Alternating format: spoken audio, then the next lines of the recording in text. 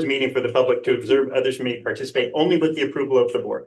Please rise for the Pledge of Allegiance. I pledge allegiance to the flag of the United States of America and to the republic for which it stands, one nation, under God, indivisible, with liberty and justice for all. Okay, has anyone not signed the guest list? Everybody has? All right, good job. Next is the approval. Hang on.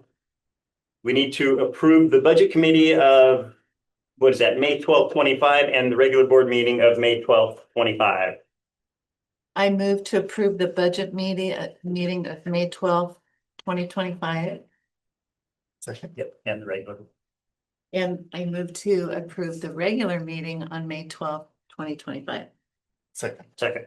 It's been moved and seconded to approve the budget meeting and the regular meeting of May 12th, 2025. Any discussion? No discussion. All those in favor signify by saying aye. Aye. Opposed, same sign. Motion carries. Prioritize the agenda. Mr. Drill. Yeah, I think we should be able to go right down the line, short of our food services director. If we could have her go right behind me. She has a trip to drive home and she has to be back here before 6 o'clock to make sure all the food service. I think so that's I'd like to very have her fair. go so she can head out right afterwards. Wonderful. Okay. Then food service it is. You can do them first, or you can have her go. Or do you want to do it? Yeah, no, do you want All up to you. Let's go ahead and do the food service then. Done. We'll get you right out of here. Good evening. I am Kendall Harris. Met you guys one more time this year, but thank you for having me again. In addition to the board report that I provided for you guys, this is really tall. I'm really short. Okay. In addition to the board report I provided, I just wanted to make a couple additional notes that were some really cool things that I found and then open it up for some questions. So one thing I wanted to note is that in January 1st, our meal debt was $17,000 and it is now today $13,300. So we are diminishing it. Big thanks to my department, but as well as principals. They have been working with their families as well to help bring this down. In addition, I also wanted to point out in the board report that one of the biggest impacts that we had was at our junior and senior high meal increase, as you can see, and a big part of that was from the CEP this year, the first year for free meals. And that made a huge impact and a huge increase in the students that we were able to reach. And lastly, I just wanted to say that thank you to my amazing employees. They've done a lot this year. They've changed procedures, they've learned new processes, they've gotten a new boss, they've gotten new programs, and they have rocked and rolled with it all year long. And it's been amazing to see. And so just thank you to them. Any questions? I'm going to ask you a question. Yeah. So we have a debt, you said it's of 13,000. Mhm. So who's paying for meals right now? Nobody. So these are Who's past, using debt? these are past balances. Okay, they're past balances. There is no debt accrued from this year. They are all from past balances that have rolled into this year. So what happened? Okay, so let's say that the kids that just graduated last night had accrued debt. Actually, Mr. Rasmussen, and every time we get to a senior class or an eighth Yes. grade class or a fifth grade class, we ask, hey, if they've got debt, can we get that cleared out? And Mhm. sometimes even the PTOs or PTAs help with that. Mhm. But again, at graduation, right, remember, by law, we need to hand out a diploma to somebody. It doesn't mean you get to walk across the stage. So if you want to walk across the stage, you got to take care of all the details. If you owe money, we take care of it. In some instances where we have families that there's just no way that's going to happen, we work out Yep. something with them. So Kendall had put together all the stuff that debt, if you go back 5 or 6 years, we don't, before COVID, we talked about $25,000. Right, that's what I was thinking, yeah. We're down to 13. 13, right. Yep. And so it's just trending as these kids graduate, that it's Yep. getting taken care of. Yes.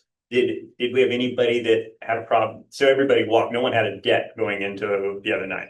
Mhm. Okay, and so is that, when that number goes from 17 to 13, is it always because of kids that have moved on and we've cleared it up somehow? Yep. That's- Those debts are just being paid as they're moving along. And so as the years just go on and we continue to be under the community eligibility provision, that debt is just going to continue to decrease because the debt is not growing at all right now. Right, so how old is the oldest child that's carrying a debt right now? I believe it was cleared in 2020, right? It was cleared in 2020. And so it's anywhere from 2020 and on. So we could have a kindergartner that, well, is now in the fourth grade that has. From some last debt. year. Yeah. And so it could take us another 8 years to clear that out. Good. Yes. potentially, yeah. Theory. Yeah. If it's a kindergartner, We continue with the free and. the kindergarten will be hit in fifth grade and hopefully that debt would then be cleared then. And so that's kind of the track that Oh, I we're gotcha. that we're on. But last year, some students were paying, so there could be debt from last year as early. Okay, I have one more silly question. Yeah. So at the end of the day, you make so many meals for each, the junior high school has 346 meals. Mhm. What happens to if you make 400 meals, what happens to the other 54 meals that you have at the end of the day? That's a good Where question. they go? Sometimes we're able to cool them properly, save them, depends on the product, and reserve if it's done in a food safety wise. And it's a product that the quality is not going to change on. Otherwise, we unfortunately lose out on those meals because I cannot gift them or give them away for free because it would be considered gifting of federal funds. And so, but in addition to that, my staff are so amazing at their numbers, and elementaries get counts from their schools, so they know how much to make. And they go past, like, based off previous year's patterns. They go based off, it's all numbers. They go based off the last weeks. They go based off trends. They go based off if we have field trips. They go based off if there's just so many things. Out anything that's not eaten that day. Eventually, yeah. There's other than if you can save it and sell it again, there's no exception. There's no, you can't, Correct. you can't have a free take home. No. Stack at the end of the day out there. It's considered gifting of federal funds. Oh my. And Throwing away it's funds is okay. apparently that's what the protocol is. Yeah, one. Some of the items can't be reserved due to food safety reasons, like if they're out on a salad bar, that can't be reserved or anything like that. So Do we have a guess on how much waste we have? I mean, pound wise? poundage wise, I do not. That's something I want to look at next year and see a food waste study. But I will say I do see what they prepare and what they serve on a daily basis, and their waste is very minimal. And because we can't donate it anywhere, it's not like, can you compost it and sell it to somebody that would feed it to livestock or anything? I mean, you can't do anything with it. No. You're giving away federal I money. really can't. Wow. Our hands are really tied in that. It's heartbreaking, and it's not something I like to see in my kitchens, and they don't like to see it either. It's kind of like that.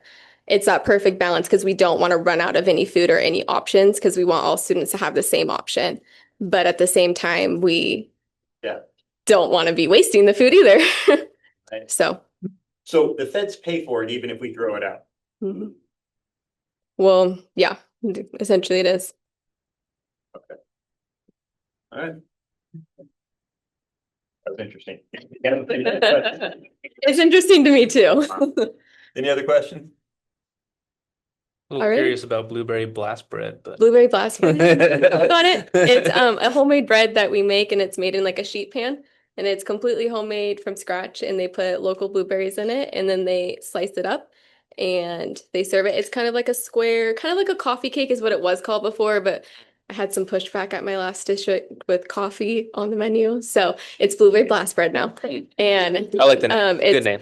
it's served with like a lemon glaze on top. Nice. So All right. Wonderful. awesome. All Thank right. you guys so Thanks much. for coming in. Appreciate it. Thanks, Kendall. All right, Mr. Drill, you're up. Good evening. Welcome to June. Can't believe we're here already. Like to take a few minutes on my report and thank all the administrators in the room. We have been talking about finance for the last 6 or 7 months, and these guys have done an amazing job of dealing with a much more tight and difficult budget going forward. So the last 3 or 4 years, with the growth and the money coming in, we've been able to be fairly resilient and be able to take a look at what some new ideas, new concepts, and say, yeah, we've got money for that. Unfortunately, with regard to the budget for this upcoming year, right, with the state holding the line, and we don't know exactly what's happening at the federal level with all the changes. We are at a place where the budget next year, and Scott can talk a little bit more about that we're going to be tighter. But these administrators understood that. We sat down and talked about that.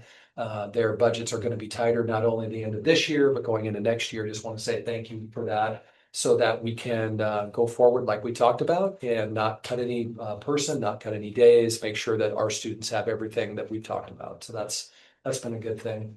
Also wanted to give you, once a year, I kind of give you an update, like, what is it that you do for professional development, Mr. Drill? I've been working with COSA, which is the administrator group, that we do that, right? The Coalition of Oregon School Administrators. I'm still on the executive committee for superintendents. I guess the upside to having done this job for so long is like, you somehow survived, you must know something. So I'm no longer a part of the executive team. I went through that process, but for two of us who have been as superintendent, 17 years for me and 18 years for the other person, they named us to the exec team as, quote, historians. I don't know how I feel about that. Yeah. So we are a non-voting group, but they expect us to come to their meetings. And so basically what happens is when a group of superintendents somewhere between 5 and 8 years in are like, hey, we think this is a really good idea.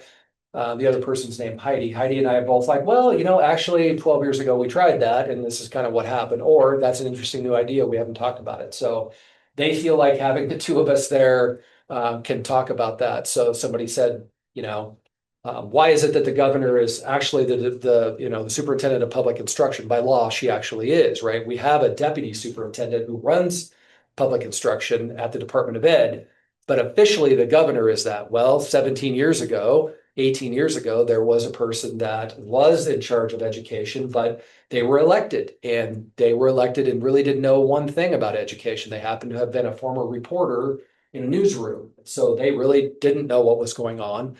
COSA, Oregon Education Association, a number of different groups said, we ought to have somebody that actually understands education. And so we put out a bill, the bill went through the process. The state of Oregon said, this is a good idea. Other states were doing that. So we've changed that. And so our superintendents were like, I don't know why that's happened. So Heidi and I were like, well, actually, that's what happened. So that's where I'm at right now, kind of doing that kind of help. I also mentor other new superintendents, get a chance for them to call and ask questions. There were a lot of questions this year about budget. There were a lot of questions this year about PERS, the retirement system, where the price just went up, right? And we had nothing to control. That just happened. So that's the plan, to be able to do some mentoring and help out. That's kind of where professional development for me is kind of where that's at right now. And then finally, we're wrapping up another school year. And, it seems we blinked and we were in the fall, we were going through a process, and here we are in June. And another reasonably successful school year. We are not perfect. There is no way to be perfect. I've had a couple people say to me, how come this is not fixed? How come? And I said, in reality, the answer is there's 2,780 kids. There's 355 employees every day. Something's probably not going to go right at least once in the middle of the day with that many humans running around doing stuff. That said, I feel like this district does a pretty good job of listening to issues that come up, trying to respond to them, see if we can make it better. In the meantime, that relationship piece that we've talked about so many times, the people out in this audience do a great job of that. I thank them today in our meeting and just appreciate how hard they work. And they are just a few weeks away. Teachers get to be done here on Friday, but these guys are going to work, many of them, all the way up to July 1st. And a number of them come back 3 weeks later to start over again. And so I'm hoping in those 3 weeks they get a break. They don't think about any of us and they get a chance to recharge and come back and start all over again. So that's what they do. So I really appreciate them. I wanted you guys to know that. Any questions? So I'll make a comment first. Thank you, Mr. Rasmussen. Ms. Thompson, graduation was awesome. I would say it was close to perfect the other night. So thank you for that. Anything else? No. That's it. Anything else? No? No. Moving on. All right. Finance Director's report. Mr. Filler. Great. Boy, she is short. Sorry. And she's not here. Sorry. I didn't realize she wasn't here. Thank you very much. You have my financial report in front of you. The numbers report that you see there, you can see that we're shooting. Remember, we're shooting for 4.0 as an ending fund balance. It looks like we're going to at least get very close to that, if not go over that a little bit. So that's some good news. I also want to thank all the administrators. They really have slowed down and cut back all the procurement. They do a lot of end of the year procurement, and we asked them not to do that this year, and they responded very well. So hopefully we still have one more large P card cycle to transfer through. So, I think my successor will probably give you a report in July or perhaps early August, but that's the number to look for. We want to get that final number down to 4.0, and it's where it is now. Also, we have a number of resolutions in front of you. I got some questions earlier on those resolutions. I just wanted to explain those a little bit. They're all tied to the budget, either the current year budget or the budget that I put in front of you. If you look at your resolution list, the first resolution is a traditional one, 10A, and that's for staffing, traditional resolution. You guys know how to deal with those. Resolution 10B is a resolution adjusting the current year budget. We do this every year. And one of the reasons why we do this every year is because our budgets are not perfect. We don't have a lot of information. Sometimes we don't have all the information that we need when we create the budget. And so as the year goes on, we have to make adjustments to the budget. We as a district have traditionally made those adjustments at this meeting, at the last meeting of the year. Simply because it's easier for us to make those adjustments to the budget knowing how much we're expending. The biggest part of that resolution is appropriating, which is giving the legal authority to the district to spend. That's what appropriating is.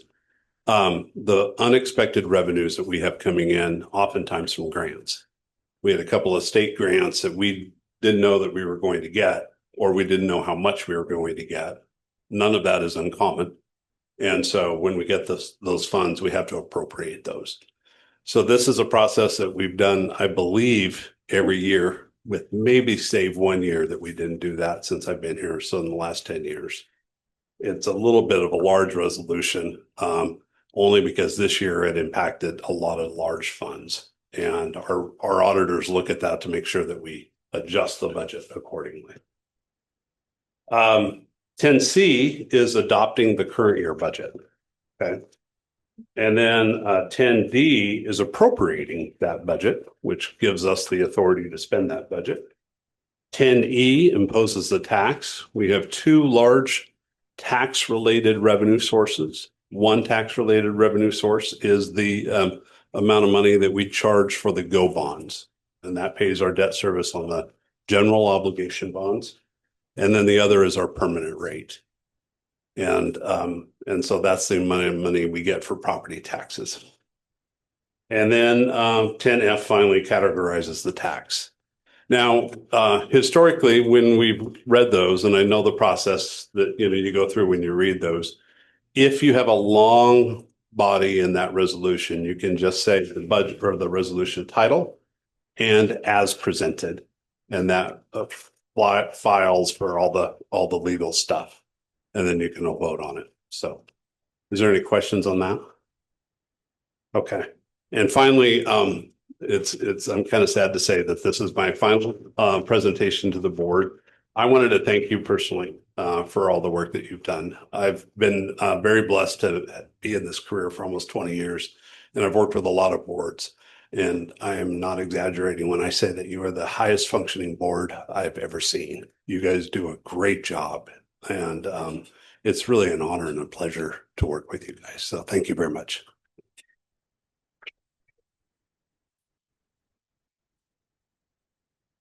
Do we have any questions for Mr. Phillips? Oh, yeah. I think he's pretty done. You're okay, Mr. Phillips. You're okay. I got I will say thank you for everything you've done for the past 10 years. Thank Very, you. very much appreciated, and have enjoyed working with you and getting your reports and having the numbers available. Much appreciated. You bet. Yeah, my pleasure. Agreed. Thank you very much. And good luck to you in your next chapter. Yes. Thank you. Nice. All right, moving on. We've got the Special Education Director's Report. That would be Ms. Johnson. Good evening. Still a joy for you guys to share.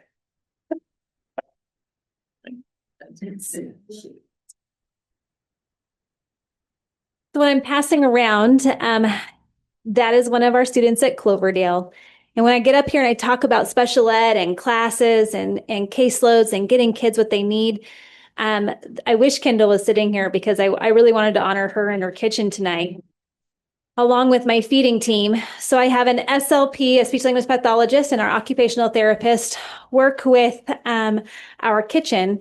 And we do what's called a feeding eval for students who cannot eat certain, types of food or need it to be cut in certain sizes.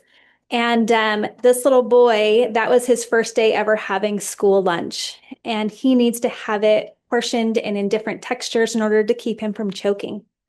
And if you see his little face, the whole picture tells the whole story.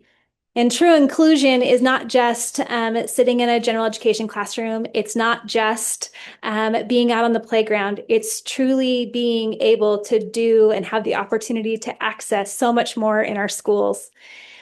Jordy is an amazing kid, and his mom gave me permission to use his name in his picture and to even tell his story. She was so nervous about school for him being a kindergarten student and if he was going to be able to access it. And not only has he been able to access it, he's done it in a way that's made him thrive. Cloverdale teachers and staff and kitchen has truly made this little boy's kindergarten year an experience that is unforgettable, not only for Jordy, but for his mom. And also in my report, I highlighted some of my other teachers, and that's what I really wanted to talk about tonight. Cascade's a little bit different across the state. We have specialized programs. We have amazing classroom teachers, amazing specialists. We are very, very blessed in our district to even have WESD employees that request to be in Cascade. Our occupational therapist is one of them, our SLPAs. Our physical therapists, they ask to be in our district because of our teachers, our administrators, our staff. And truly, those individuals that I listed in my report, that's just a drop in the bucket. I could have just kept going, but I didn't think you wanted to read my novel. And the biggest thing for me is that across our district, again, as you can see, our numbers are growing. And there's lots of things, and I've talked to you about that before, about, with the growing numbers means a growing need. And every time we have a new student or a new challenge or something else that we might need to do to make sure a kid gets what they need, our schools are rising to the challenge, and our teachers are doing whatever they can to make sure that every kid is like Jordy. That's it. Do you have any questions for me? How many kids that are in the special needs realm fall under the need special food part of their Off regimen? the top of my head, and I could be wrong off by a couple numbers, but in every single school we have at least one. However, at this point in time, I believe we have 8 students who need a specifically cut up portion-sized meal plan for them. But across the entire district, Kendall's and her team are currently serving 4 additional menus based upon students who might have different allergies. Maybe they're gluten intolerant, maybe they're celiac, etc. Maybe they have different allergens that preclude them from accessing the regular general education lunch menu, and required by law, we're required to meet those when there's a doctor's note and a plan is in place.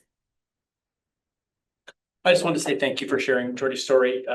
We have the Cloverdale connection, so I've had a chance to follow him and his family, and this is tremendous. And that is one of my favorite pictures. That is truly amazing that you and everybody else is able to do it. So thank you for sharing that. Thank you. So I want to ask a question real quick. We've got 484 students that are in special ed right now, and I realize those are in all levels of the schools.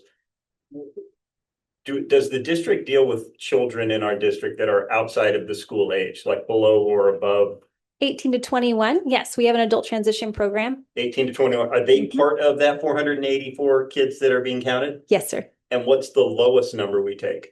What's the youngest? Well, kindergarten. So that's the youngest. Kindergartner. So correct. Pre-kindergarten, we don't offer services of any kind other than maybe if Cheryl's doing something with them. Well, so we partner with the WESD. We don't directly, Cascade doesn't provide direct services to preschool students. However, we are kind of a consortium with the WESD. I'm still required by law to help them identify students who may need to be evaluated that are preschool, births to 4 or to 5 school age, but yes. And is it fair to say, because this number, we've talked about it, it keeps getting bigger and bigger. Yes, sir. Is part of the reason, I know there's people that come here because of the district, et cetera. Do the definition of kids that fall into that camp, is that continuing to expand also? No. So There's a lot of different components that are going into why these numbers are increasing for sure. A good example is on a typical school year in the last 5 years, we might have 10 to 12 students come in from preschool on an IEP when they start day one of kindergarten. This school year, we're at 25 students already identified. And there's always about, I don't know, would you guys say at least 6 to 10 additional students that walk through our door that were never identified that should have been identified right off the bat. So there's that contributing factor. Kids are being identified earlier, which is good. That early intervention is key. So they're being identified earlier, as well as there are so many different factors that have come into play. So across the state of Oregon, you're seeing an increase in foster care. You're seeing an increase in, different components from COVID that have happened. There's additional mental health diagnoses that have come into play. And you're seeing doctors now starting to diagnose at a much earlier age when they weren't before. You combine all of that into also Cascade we're one of few school districts that have specialized programs. And because we have specialized self-contained programs, we do have a lot of families that are wanting to move here for that. So you're going to start to see that number start to increase as other surrounding districts begin to dismantle those specialized programs. So how often do we see students get the tools they need and educated to a point where, I don't know if this is the right term, but they graduate out of special ed so that they're no longer on these IEPs? Is that a thing? It is a thing. Depending on the disability, depending on the kid, every student is different. Ideally, that's the plan, is to move students into what we would call the least restrictive environment and or not needing services. Today, I had a meeting where the student we're evaluating, because in the fall, there's a high likelihood they're no longer going to need special education services. And as far as graduating, as off of an IEP, it doesn't happen as frequently in a school year. However, we have a lot of kids that do exit, including our kids that are on for speech communication. We have kids exit, usually 5th grade and 8th grade are our two biggest times when kids are exiting off of those. And that's kind of the goal. So you kind of set up for those benchmarks. Yeah. Got it. Okay. Yes. I'm done. No more questions. Okay. Any other questions? All right. Thank you very much. Okay. And thank you for bringing that in. Thank you. Appreciate it. All right, going on. Hang on. Next, we're on to junior high principal's report. And that's going to be Ms. Leday. Good morning or good evening. Good evening. I normally say good morning too. I walk up here and that's the first thing that pops into my brain. One of the things that is not on the board report is our ELPA test scores which came in on Friday. ELPA means that our English language proficiency assessment. These are our students who are English language learners, and every year until they pass the test, they are required to take this extremely hard test that works on reading, writing, speaking, and listening. And quite honestly, I'm not sure many of our general education kids who've been in America their whole entire life would pass it. I don't know that I would pass it, and I taught English. So, but I want to brag about our English language department. Jackie Everett was our teacher, Mackenzie Nola and Alondra Valera Mora teamed up. And this year in 8th grade for the state, 7% of the kids made it over that hurdle. We had 20%. It gets better. 7th grade, statewide, 6%. We had 20%. 6th grade, statewide, 10%. Our 6th grade, 60%. So these people need a huge round of applause. They work hard to get these kids to be able to communicate well. We noticed a couple of years ago, one of their deficiencies was speaking, because if they don't know a language well, I can't imagine that I would want to go to a foreign language and speak fluently or even attempt it. So trying to get these kids so that they feel comfortable talking more became something that we really focused on the last couple of years. But Jackie has done a great job, and I just look forward to seeing what more can she bring to the table. And, now that these kids will have her more than 1 year, where are we going to go? And realistically, many of the kids who don't pass are also special ed on top of it. So if a general ed kiddo can't jump over the hurdle, somebody with a learning disability, it's going to be that much harder to get them up and over. So they've done fabulous. Every kid has made gains and they have done a phenomenal amount of, work in 1 year. So it's just going to keep getting better. Any other questions? We finished at our science or our dance and party on Friday. So you guys missed out. You could have come and had the glow party and sweated in the gym like all the other junior hires with their little glow and flashy things. Definitely quite warm. We had 2 fans going and kids were running around having a great time eating lots of pizza and Italian sodas and ice cream and nachos. And it was a party to be had, but they had a good time. So next year you would be more than welcome to come for our whatever the festivity will be. Promotion is on Wednesday, so we're getting there and we keep them going busy till the end. So yeah, any questions? So talk a little about your District of Distinction Award. Yeah, we have implemented a new science curriculum. It's called TWIG. And because our staff literally jumped right in and were willing to take on this new curriculum and go for it, which really meant them having to look at, here's the curriculum that I've always done. And maybe that means somebody else has to take this on. And they really dove in and figured out what's best for kids, not what's best for me and my comfort zone. Yeah, we became a district of distinction. They got their lunch on Friday. And so it's a huge, yeah. And they have moved the dial significantly. Also state test scores. I do have 2 football coaches who are definitely competitive to get our test scores up. And they definitely brought out the big incentives, what can we do to get you guys to do well to prove that I think 8th graders frequently could be apathetic, why bother doing this test? It doesn't mean anything to me. And it's, 2 days of testing. And so they found incentives in the form of pizza parties that seem to work for these kids. And it just shows that our kids have the abilities when they want to, and even if it's an incentive or a carrot out there, I would work for a good bonus too. So, that was an option. Slap that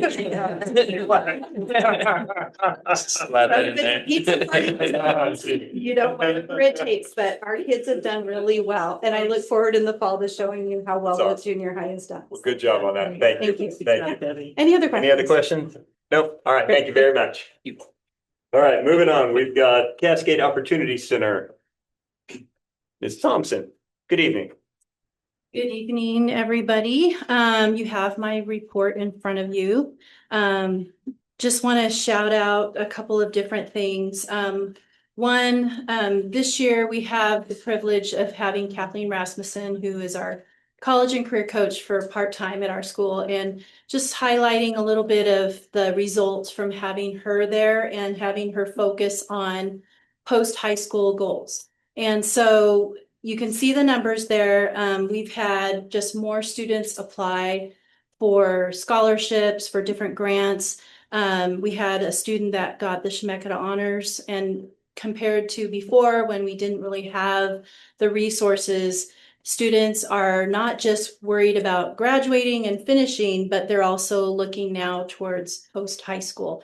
And so one of the great things that we've been able to experience with our students is, students that never thought they'd even graduate are now really thinking about post-high school and what they want to do and accomplishing their hopes and dreams and just opening up, their borders to look at other things besides entry-level jobs and just surviving.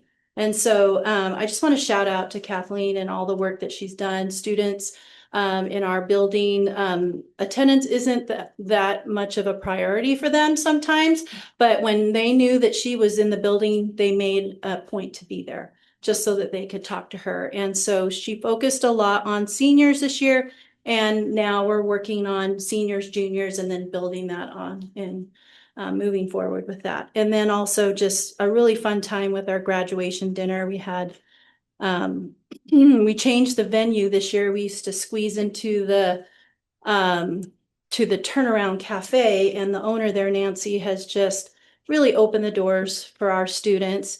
But we got so crowded in there that we moved to a new venue kind of across the street, the Urban Granary, which is a fabulous venue. And so we just had a really great time. So appreciate Mr. Rasmussen and Mr. Drill being there and giving some words of wisdom to our graduates and just closing out the year in a really positive way. So any questions? Questions? No questions. All right. All right, great. we're good. Thank you. Appreciate it. All right, moving on. We've got elementary principals report, and I think we're doing Almsville. Yes. All right. Good evening. You have my report in front of you. Summer, spring time is always the season of benchmarking. So I've provided some reading data for you and some math data. Some of the highlights I wanted to point out for you was that last little bullet point in reading. 12% of students school-wide made above typical progress this year. That, I think, is one of the pieces of data that sometimes we overlook because it's really hard to find. So I spent some time with my team last week looking at that data and found some individual kids who made just amazing growth. And I shared some of this afternoon with our admin group, but there was one student who started in the 8th percentile this year at the beginning of the year, and he finished the year in the 76th. So just the amount of growth these kids are making is amazing. Moving on to math, I wanted to highlight kindergarten and first grade.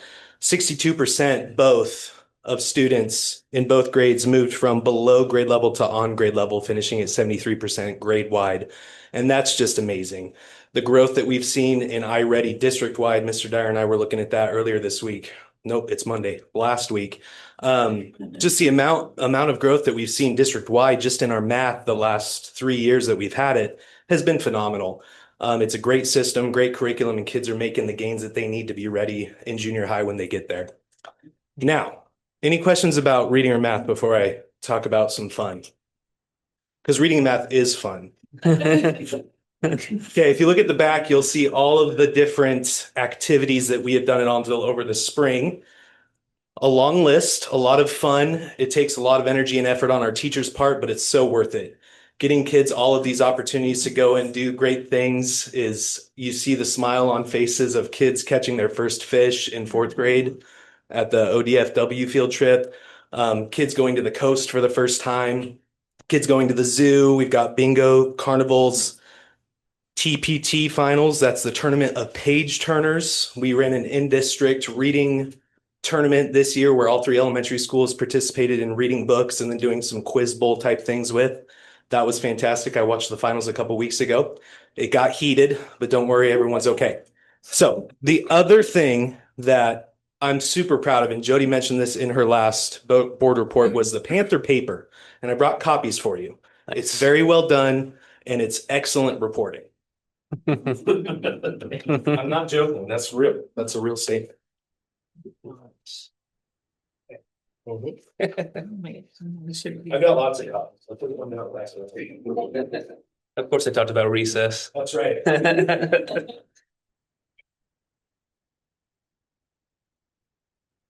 Special thanks to 2 teachers, 2 staff members who help with this after school club. Miss Carrie Cornegie, who started this club last year, and then she, with the help of our new math coach, Margaret Hill, have really progressed this club into this professional journalistic publication that you see in front of you.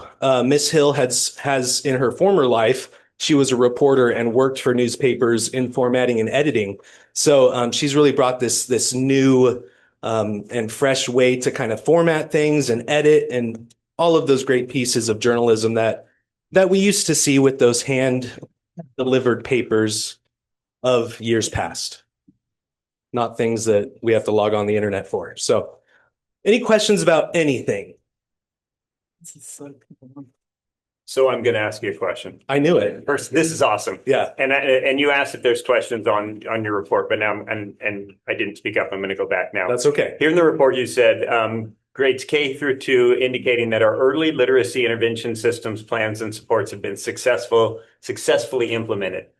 Is that a boilerplate? What is an early literacy intervention system? What is that? Great question. And you know what's funny?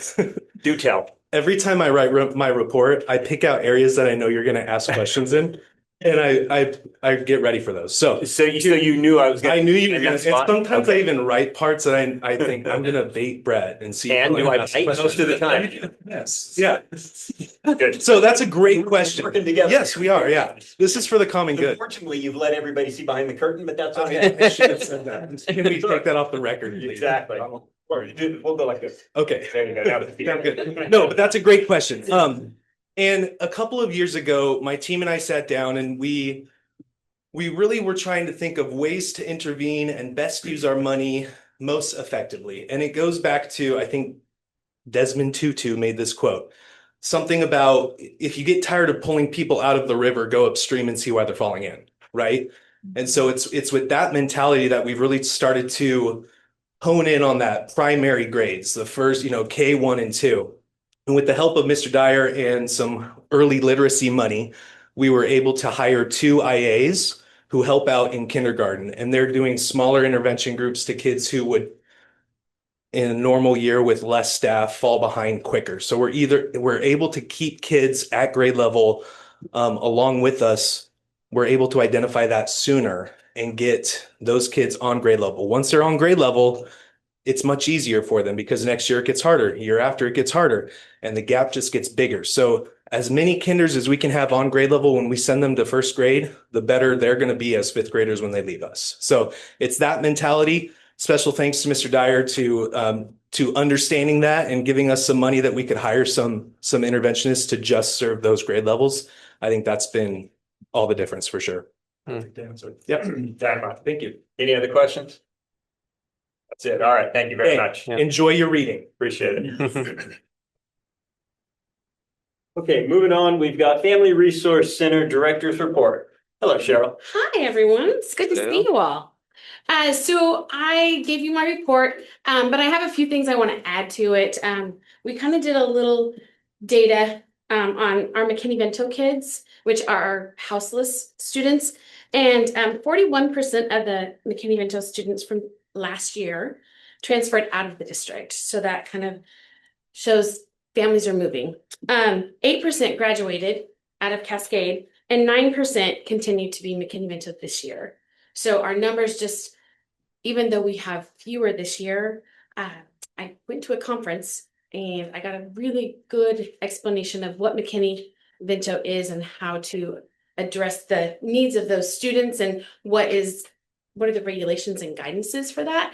And so I honed it in a lot this year. And so that's why our numbers are a little bit lower, but we're still serving those kids and getting them all the needs that they have. Just this, at the end of this year, we've had several couch surfing kiddos that we're helping out. So that continues to just keep going for Cascade. But I wanted to talk about some of the things that we've done this year. So we've set up doctor's appointments for kids and made sure that they got there. And we loaned out Chromebooks. We've provided gas vouchers so that kids could participate in sports, because as a McKinney-Vento student, you have the same rights as every other student. And it's our responsibility to make sure that they get to participate in those after-school activities. And we've done emergency clothing. We've given out several basic needs like toilet paper and laundry soap and diapers and just different necessities that families need. But one of the biggest ones, I think, is that we utilize our SIT team, which is our service integration team. And we were able to get a $3,100 deposit for a family so that they could get stable housing. So that was, and the district helps fund that SIT team. And so it's great that we're getting those funds back and helping families. And so when there's an emergency need, we can reach out to them, and it's amazing how they can come through. And it only costs the district $50. It only costs the Cascade SIT team $50 because we were able to get those funds from other places. So it's an amazing group that we belong to, and they do so many great things for our families. One of the things I also noticed this year is we do a lot of intakes. I sit down with the families, I find out what their needs are, what supports that we can give. And when I do that, I create a task list for them and for myself. And I give them a copy of that list. And then I ask them to complete those tasks so that we can continue working and helping them with the supports that they need. Sometimes families do that, sometimes they don't. This year, we've had an outstanding number of people who have not done those tasks, so I'm not able to assist them and continue helping them because they haven't done things themselves, like reaching out to energy assistance so we can help get their power bill paid. I mean, things like that. If the families don't reach out, I can't do it for them. And so that's, I've noticed that our connections this year are lower because a lot of families haven't followed through with the tasks that we've talked about and tried to get them to do so that we can continue to support them. So, but we're planning for next year. Our current tenant, Family Building Blocks, is going to be moving out, and they told me today they wouldn't be leaving until November because they built a new building and ran into some issues. And they were supposed to be moving out in June. Now they're not going till November. So we'll have them for a little while longer, and then I'd like to try and find some kind of a preschool program to be part of our building. And also I have a new assistant this year. She's part-time and she's been amazing. And now she gets to do all those little things that take up so much time. And I am going to work on next year, trying to find some funding sources so that when we have a request for a kid who needs a size 14 pair of shoes, we'll be able to help them with that. So I'm hoping that we can reach out and get some grant money or get some other funding sources and get us out in the community more. Making the Family Resource Center more prominent and people knowing more about it so that we can get some more assistance for things like that. So do you have any questions? Yes. Okay. So, No surprise. yeah, thank you. How big of a area does the Family Resource Center service? Is it just the Cascade School District? It is. Any Okay. family who has a child enrolled in Cascade. Okay, so I'm going to ask a question, and I'm not trying to make light of this I don't know how else to ask it, so I'm just going to say this. In the very beginning, you said we deal with homeless families. If we have a family that's homeless, how do we determine they're part of our district? Well, they attend school here. So students who are houseless, is the new word. Pardon? They can enroll in any school that not any school that they want to, but they have their school of origin, which would be, if you were going to Cascade and you moved to Salem Kaiser, and your school of origin is Cascade, so it's up to Cascade to provide the services that you need. And to get you back to Cascade so that you have that stability in going to school. Okay. And so kids who are houseless are usually enrolled here or they're staying with a family. They've got some connection here physically Some connection. in the district is what it gets down to. And because of that, we're able to help them. Yes. Okay. And those include transfer students. So we have several students who are transfer students. But the transfer student isn't Once they dedicated. transfer here, they're ours. So Okay, we provide them with all the same services that every other student has. right. Okay. Well, okay. I think you answered my question. Okay. Anything else? That was all I had. Any other questions? Nope, that's it. Well, I invite you to come and participate in one of our events and volunteer at our center whenever you'd like to. And our last event is June 17th. We're having a big pool party at the Turner Pool for all families Awesome. in Cascade. Nice. Wonderful. Thanks for coming in. Thank you. All right, moving on. We've got the food service. We're done. Yeah. Okay, so we're now moving on to the budget hearing. We're going to open, hang on a minute, getting ahead of myself here. Mr. Pillar, we're going to the presentation of the 25-26 Cascade School District budget. Actually, you were correct, Mr. Chair. You do open the We budget open the hearing budget meeting, first. okay. And then we present the So we- district budget. You discuss it, All right. open up for public comment, and then close it. All right, well, then let's go down in that order. We will open up the budget hearing at this time. Great. All right, so I presented to you earlier tonight the adopted budget document. If you recall, the process in Oregon is the same for every school district in the state and actually every municipality. You start with a proposed budget, which is created by staff. And that budget was presented to you last month at your budget committee meeting. That budget committee deliberated on that proposed budget and voted on it and approved it, and it became the approved budget. That approved budget then gets transformed into the adopted budget. And it's not an adopted budget, but it is acting like it is now. And it only gets adopted after you approve it through the resolution process at the end of your meeting. So just to let you know, this is, we haven't changed a number in there. It is the proposed budget that we deliberated fairly extensively last month. All right. Okay, any discussion from the board on said budget? Nope, okay. Then we need to open it up for any public hearing on the budget. Does anyone care to comment on the budget? Okay, budget hearing closed. Budget hearing is closed. That's it. Dynamite. Thank you. Thank Mr. you. Phillip. Okay, we're going on to number 7 is the discussion and communication. 7A is personnel, Mr. Drill. Yep. So in front of you, you have personnel, a new administrative and managerial staff to be approved tonight. Our new district nurse, our nurse before decided to do something else, and Kathleen is in charge of the nurse. And so we went through a process and hired a new nurse that'll be here, ready to go.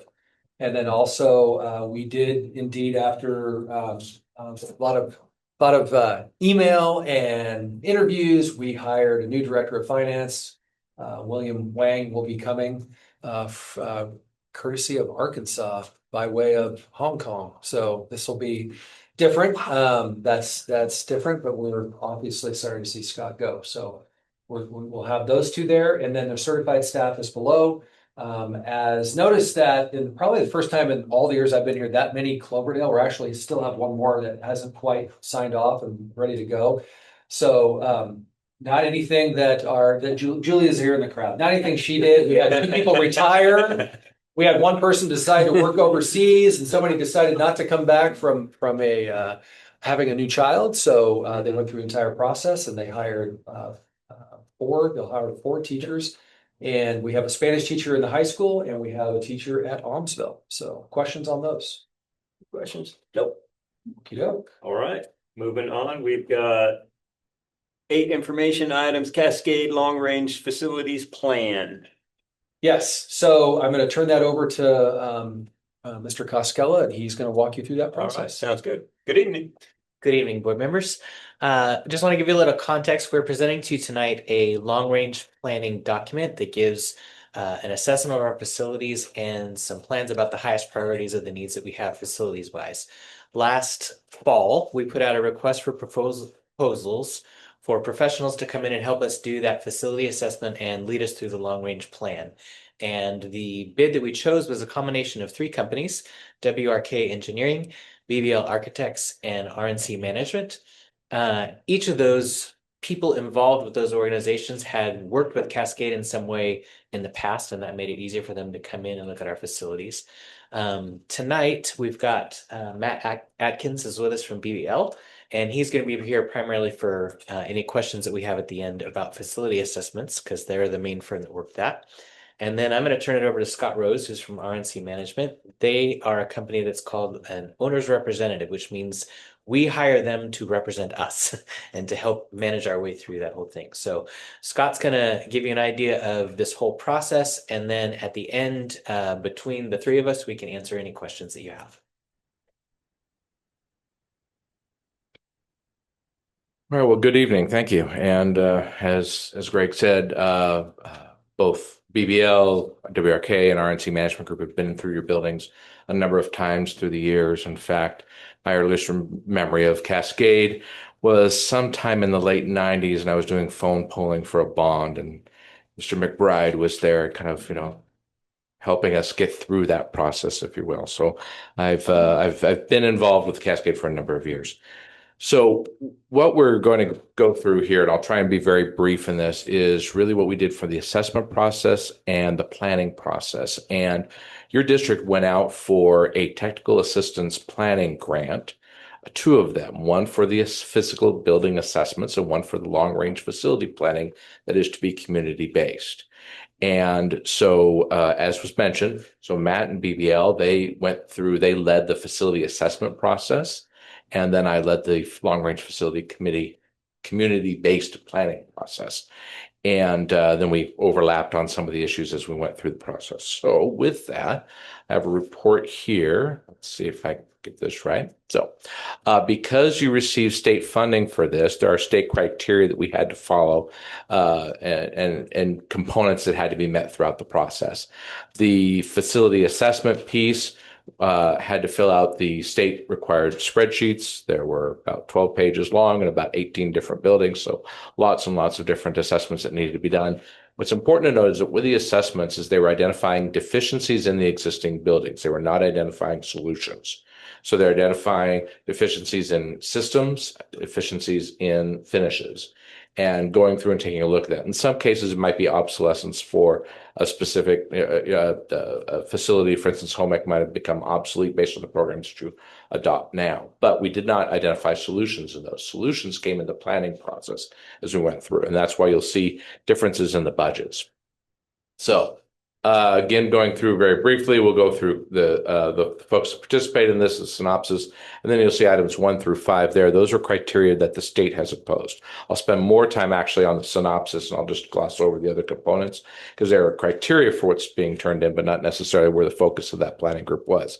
And then appendix materials required to be turned into the state. The committee packets, we did meet 4 different times, the population report, and the general obligation bonds levy rate analysis. So contributors, likely you recognize a lot of names here. This is several community members, parents. We had a lot of staff involved, but the intention of these processes is always to do a wide cross-section. Make sure that every community is represented, every age level is represented, every sort of constituent and interest group in Cascade is represented. So you can see a variety of folks that were engaged throughout that process. So we did, as was mentioned, so the assessments started late November. They were in December and they went through much of January. So the physical building assessments were done at that time frame. Then we went through and we compiled the data, and the data was compiled in the February timeframe and early March. Then you can see that we actually had 4 different meetings, and my apologies on the typographical error on the first one. That was March 20th, not May 20th. So March 20th. And that was just before spring break. And then we met on April's 3rd, 10th, and 17th to go through the process. And we start out in bigger groups where we go through touring the facility. And then as we discuss what the needs are, we get into smaller work groups, smaller discussion groups, if you will. And those priorities then are ranked between each of the small groups and then are presented to the larger group. And then we overall go through that as a large group. And then we work to prioritize. I mention that because we have 3 different steps that we went through. So the first is, again, what the assessments were done by BBL architects, where they went through and they actually assessed all of your buildings. I did not give you all the assessments. Again, they were 12 pages each, 18 buildings, so you can do the math. That's a lot of spreadsheets to go through. So what I did is I summarized those based on the state assigned systems for substructure, shell, interior services, equipment furnishings, building site work, and other. And other categories cover a variety of things. And we've got budgets for each of those that were assigned by the state, and then a development budget. Development budget is all the things beyond the construction. So that might be for the design, the surveying, furnishings, contingencies, permits, and all the other things that come about on top of a construction project beyond just the construction itself. And so the group received, in meeting 1, they received this information, all the needs, and they toured the buildings. In meeting 2, they received the budgets. We talked about what goes into a budget, so they understand why this is costing more than when it took to renovate their home. And so we went through that, and we started to break down in meeting 2 into small discussion groups. Step 2 was then each of these small discussion groups went through all of the needs, and they prioritized what they thought the district should really be focusing on. And we dispersed staff to make sure that they had staff sprinkled through all the different small groups so they could ask questions. Matt roved around each of the tables to make sure that we answered questions, but we wanted each of them to say, if you 4 people were in charge of creating what the needs were for the Cascade School District based on these needs lists, what would those be? And they each created each of their table groups. And then what I've done here in this step 2 is I've combined all of the priorities from all the groups rather than singling out table 1 or table 3, but I combined them and said, this is what all of the groups identified as the highest priorities in their mind for Cascade School District. And you can see a recommended budget of $150 million in needs. They said these are the highest priorities. It doesn't mean that the other things that were noted were not also a priority, but they said these were the highest. And by highest, we mean those things that we think are important to do within the next 3 to 5 years or 3 to 7 years, depending on when you go out for funding. But they identified these as the highest priority. But we knew that we had to pare this list down more. So this came at the end of meeting 3. At the end of meeting 4, we pared it down even further. We took a look and we saw what are the common elements between all the different tables and said, what would be a combined plan that takes the highest priorities of each of the tables and put it into a single plan. So what we've got here is that 150 million got whittled down to 100 million. But you'll note at the end, I've got staff added recommendations. After they went through that process, we put that back out to the district, put out to the administration and the staff, and there were 4 additional projects that had not been identified as a priority that, because of operational needs, really were in the district's mind a priority too, not in lieu of, but in addition to, and wanted to have those revisited or re-examined. And once this plan was come about, this was late April, then some polling was done. I think the polling results will be covered at another meeting, but it was identified that one, your community in general is not yet ready for a bond issue. They need more time to kind of digest everything that's going on, not just in Cascade, but just across the globe. And two is their sort of their pulled sweet spot is a bit lower than the $100 million. So I would say that we probably need to target somewhere in the 40 some to 60 some $million range, depending on a variety of factors.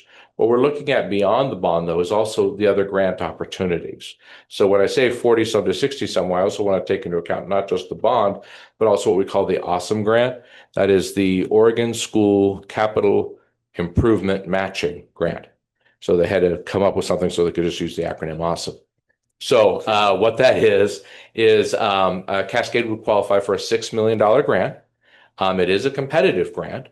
But they started that program in 2015, and I can say since 2015 that every district that has applied for the grant and has passed a bond, because it's a matching grant, so you've applied and you've passed, has received some funding, if not the total max that they were eligible for. So there's a good likelihood you would get something. Would you get the 6 million? It depends on how many others are participating or submitting at the same time.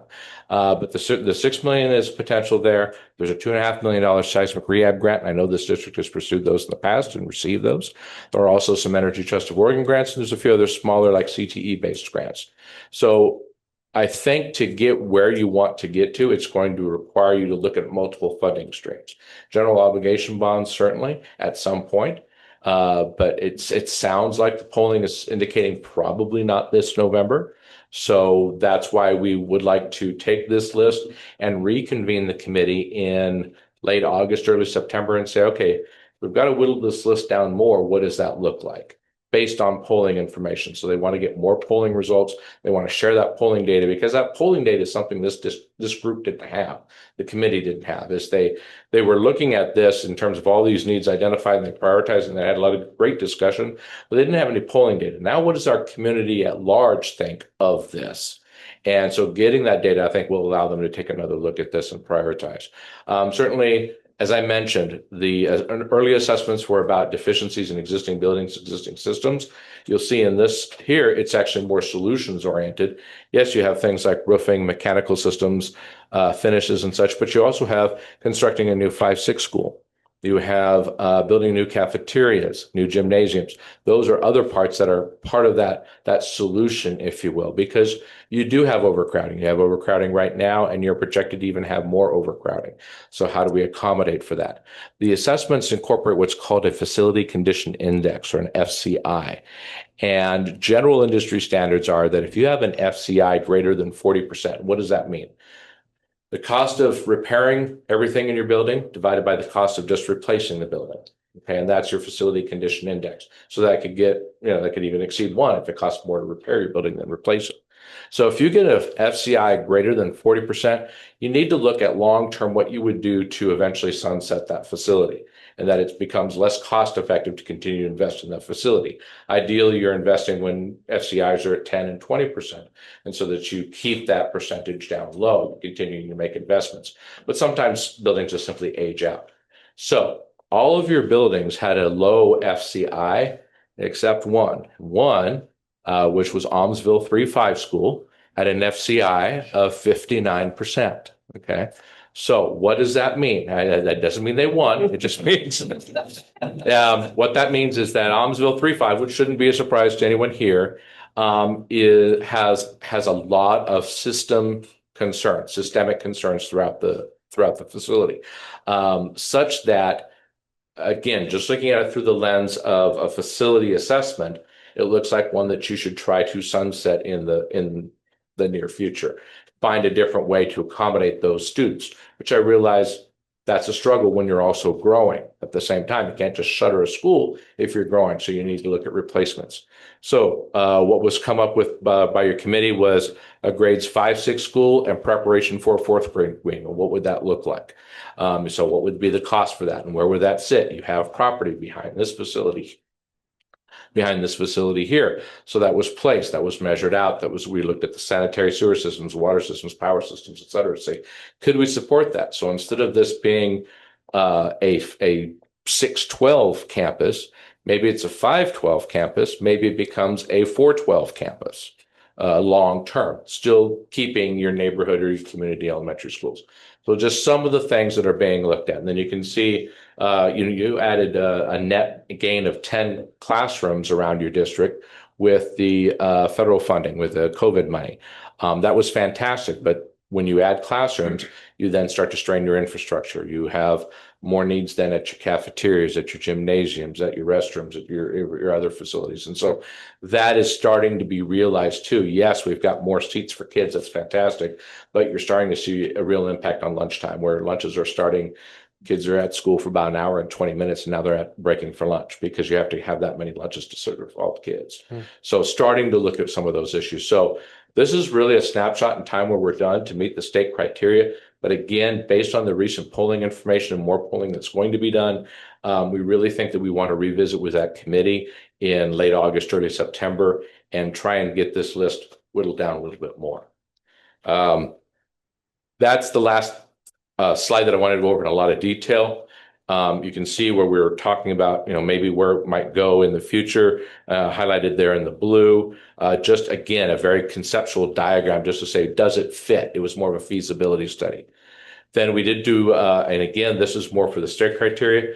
We did take a look at population projections, enrollment projections versus capacity. When you have red numbers there in the far right column, that's not a good thing. That means you're exceeding your capacity in those buildings. Collaboration with local entities, governmental entities. We asked them about their availability to offset some of our growth concerns. The evidence community involvement was our planning process. Went through that. We also took a look at what the funding requirements were, educational delivery systems.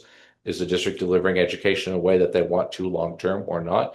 And by and large, the answer was yes, we do want to continue to deliver education in the manner that we are. We also want to have more hands-on, more CT opportunities as well, continue to grow that. We did have to confirm that nothing was on the National Historic Register. That does impact some of the cost structures that we incorporate. And then also just the district's current facilities, their ability to meet educational adequacy standards. That can get to air quality, lighting, acoustics, materiality, et cetera. And as I stated a couple minutes ago, is that yes, all your facilities can meet these standards, with the exception of Almsville 3.5. I think there would be a lot of money that would not necessarily be well spent to try and get that building up to the standard of the other schools, just because of the systemic problems there. So not to say that it's unsafe, not to say that kids can't be there, but when you look at educational adequacy in that building versus educational adequacy in other buildings, that one's a far cry from meeting those standards, if you will. So, and that takes us to the end. Questions? Sorry, I kind of ran through that quickly, or maybe I did. I don't know how much time it took. Let me give one thing for the questions as well. I just want to give a big thank you to BBL and to RNC and to WRK, and just to be really clear, like they did their work extremely well, and we are exactly where we hope to be. We've all the way along known that with the bond coming up, we were looking at either the November or the May election, and we planned everything so that if we needed to go out in November, if that was the best place to go, we'd be ready to go. And what the polling is showing us is we can, because of who they expect to come out in the different elections, we could gain a percentage point or two by going in May. And that additionally gives us the time, as Scott said, to do this really difficult work. I mean, the reality is we have a lot of needs and not not enough resources to do that. And so I'm really glad that we have the time to do those decisions well and to make those recommendations with staff and community input before we bring that to you as a board. Just wanted to say that we are not late, we are right on time and making a decision that helps us have the best chance of passing a bond. So any questions? Yeah, and that's a good point, that the timing of this, the reason that we're presenting it to you tonight is if you all said, oh, forget polls, let's just go. We wanted to make sure that we gave you the flexibility, because if you said you wanted to go out in November, then you need that $6 million Austin grant. You need to file for that on July 15th. That's the reason we did what we did, so that you have that flexibility if you want to. If you decide you want to go out next May, well, you have till December 15th to make that file for that $6 million grant. So we want to make sure that you have the flexibility to make a decision, that you didn't say, oh, I'd really like to go out for November, but we've missed the Austin grant. No, you made it. So we accelerated our services, BBL and RNC, to make sure that you had the flexibility to make an informed decision. There is no reason to go out in November. There's no reason, I mean, you can have those conversations, but we want to make sure that if you made that decision, that you're poised to apply for that grant July 15th, because there's only 2 dates in the whole year you can apply for the Austin grant, July 15th and December 15th. So the only dates. And those are for the subsequent, November or May election. So do we have to have all of the plans that we want in stone when we go out for this bond? If we decided to do it in November, would we have to have a hard and fast plan of dollars and exactly what we want to be done to go out for that grant or the bond in November? To the level that I gave you here, yes, and probably backed up a little bit in the detail. So I gave a lot more detail so that we knew what we were proposing with a new elementary school, for instance. Right. But if you went out for a bond, or when you go out for a bond, then you have to file with the county about 60 days in advance. So in early November, so by early September, you have to file with the county, and you have to say, this is the dollar amount we're asking for. This is the estimated tax rate. It's always an estimated. And this is the scope. Now, you don't have to break it out that the new elementary gets 30 million of that or whatever, but you have to say this is the scope, this is the total amount, 60 million, whatever, and this is the estimated tax rate. And legal counsel would help you actually draft that. But that scope is flexible for us. Ish. It is and it isn't, in that you have to say what you intend to do. So if you don't list roofs anywhere, and you don't really talk about other capital improvement in the language, then if you went and spent bond money on roofs at the beginning, people would question that, and you could be challenged on that.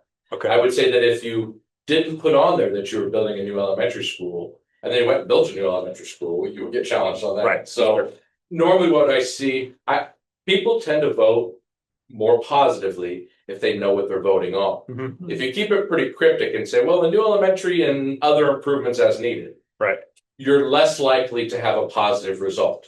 They like to know that we're going to be focusing on our mechanical systems, our roofs, we're going to be focusing on restrooms and ADA and safety and security, CTE. They want to know those things.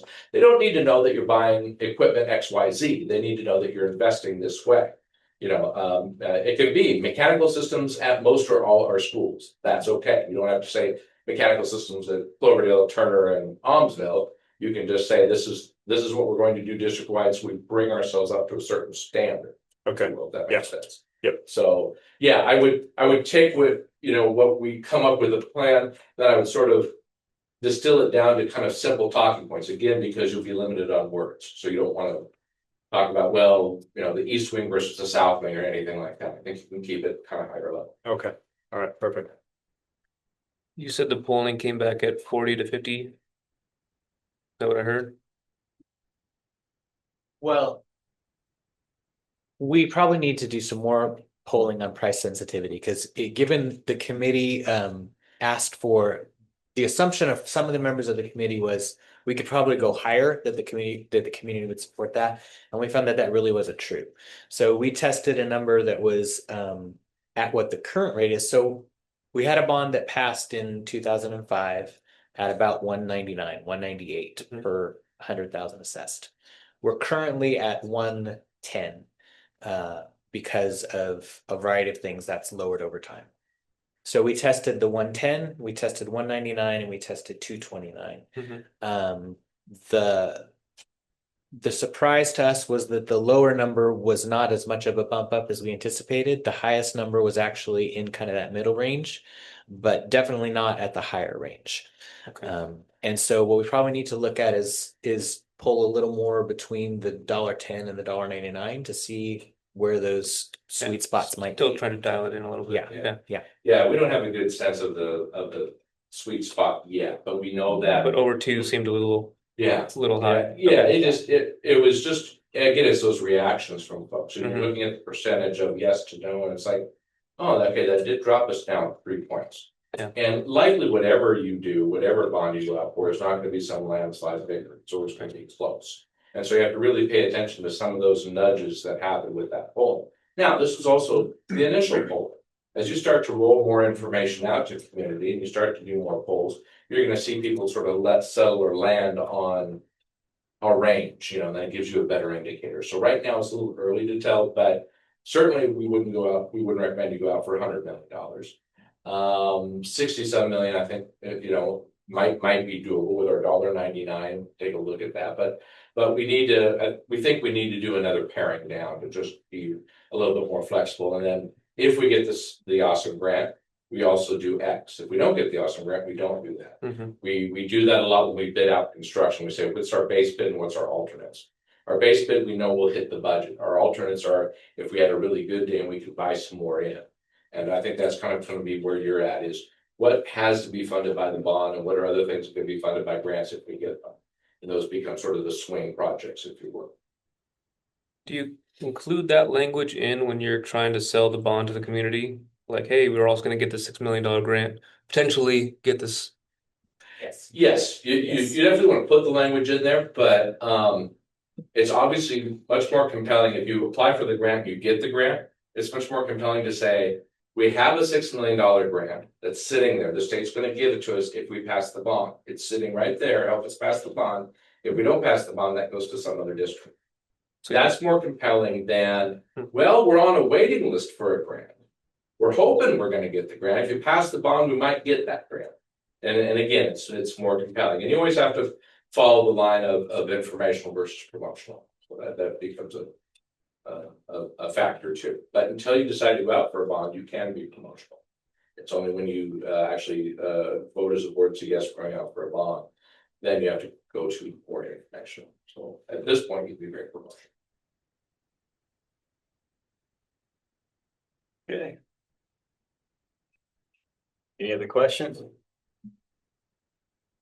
guess we don't have any more questions. Thank you. All right, thank you. And the last thing I wanted to say, both for the board and for the admin folks in the room, is that I'm really grateful in working with Scott. This last report has, I'm confident, every sort of idea and need collected at some point in that process. And so we've got that all in our long range plan. We will always have that, no matter what we decide on the bond, so that we know what need to be addressed in all our buildings.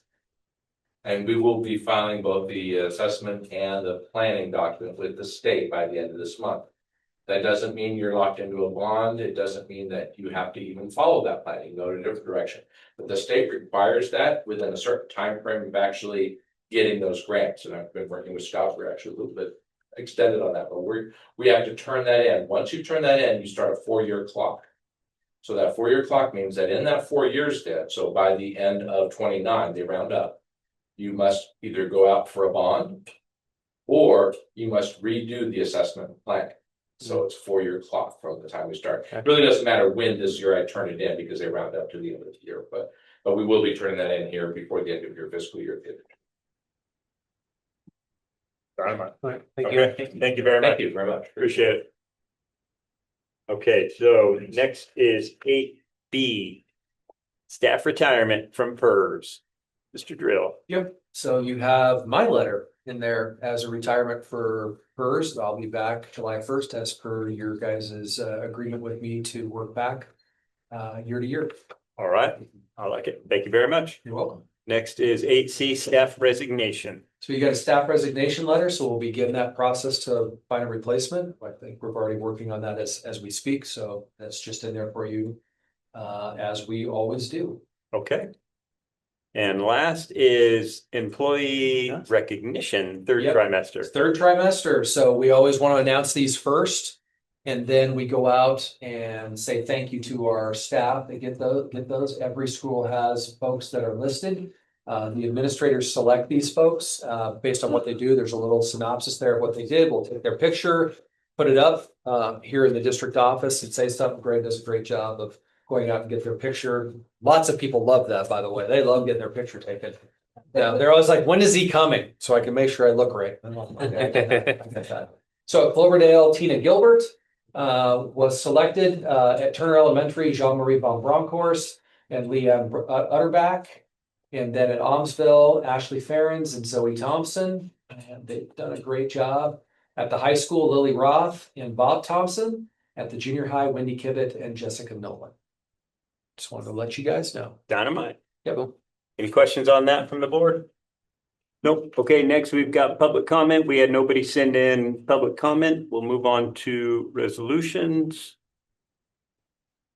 And hang on a minute, I'm almost there. Okay. Resolution 10A, resolution regarding new staff recommendations.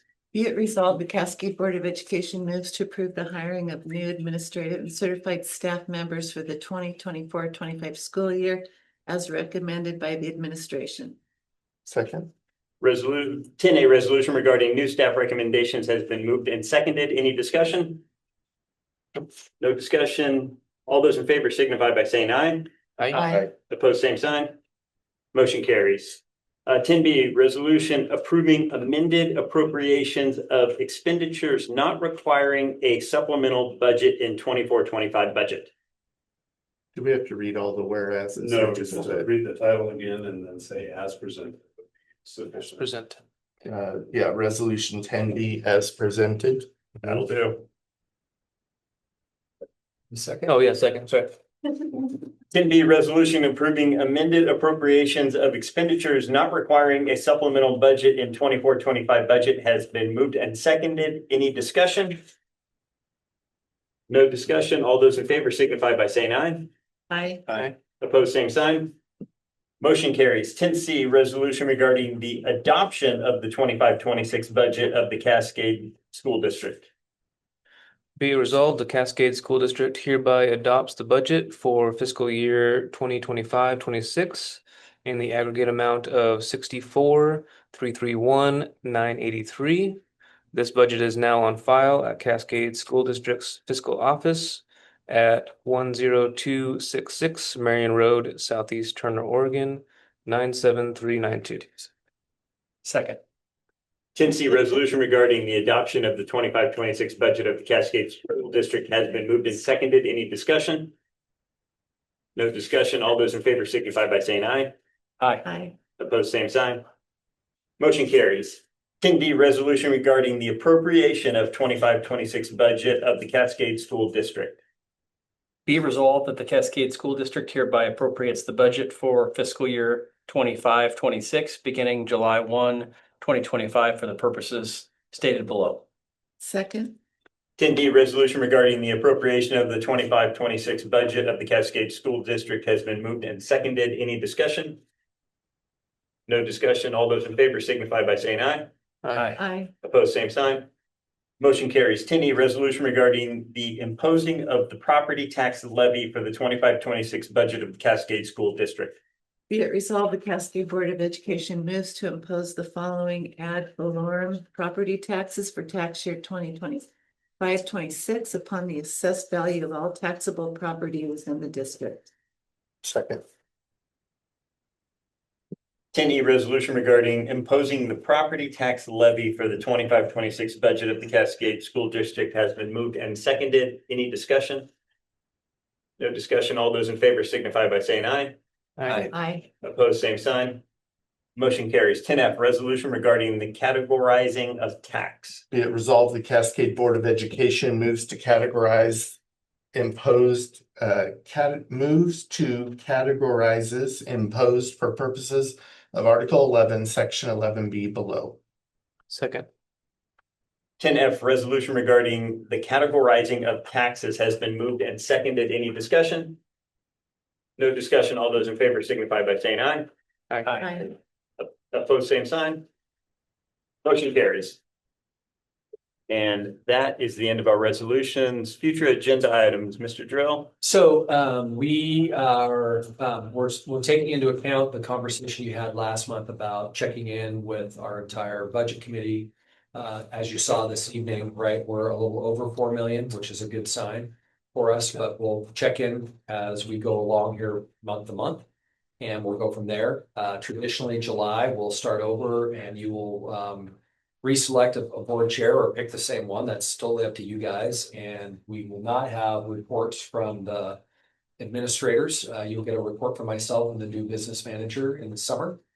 For the summer months of July and August. We'll get back to having everybody back in the room in September, which is what we've traditionally done. So we'll do that. And it appears that I'll need to have Mr. Costello come back to talk more about the polling. With regard to what we've heard and what we've seen, we'll put some more polls out in the ground so you have some more conversation. The opportunity for us to wait till May is that we're gonna, as Mr. Costello said, we're gonna make sure we get it right. And I think we're gonna have one really good shot at this. We want to make sure we have it done the right way. So any questions on any of those things? Am I missing something from you guys that we need to add in with regard to a budget or to a board meeting? Sorry. No, right at the moment. No. Okay. Good. All Okay. right. Anything else from the board? I just wanted to say thank you to Scott also. He's made our job as board members so much easier and I think you're irreplaceable. We're sad to see you go. Very sweet. All right, we're good. All right, thanks, everybody. Meeting adjourned. Thank you.